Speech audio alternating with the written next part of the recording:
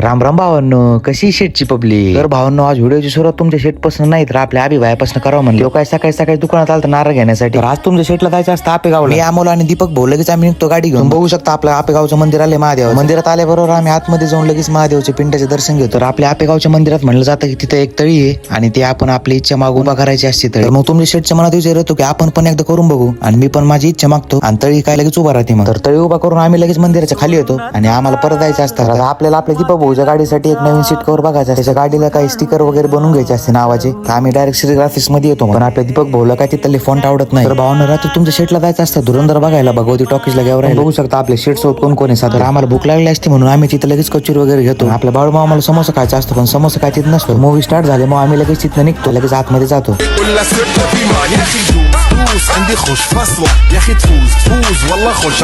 तर मूवी संपल्याबरोबर आम्ही लगेच थिएटरच्या बाहेर येतो. तर तुम्हाला आजचा व्हिडिओ आवडला असेल तर चॅनलला फॉलो आणि युट्यूबला सबस्क्राईब करा. तर बाय बाय, भेटू पुढच्या व्हिडिओमध्ये.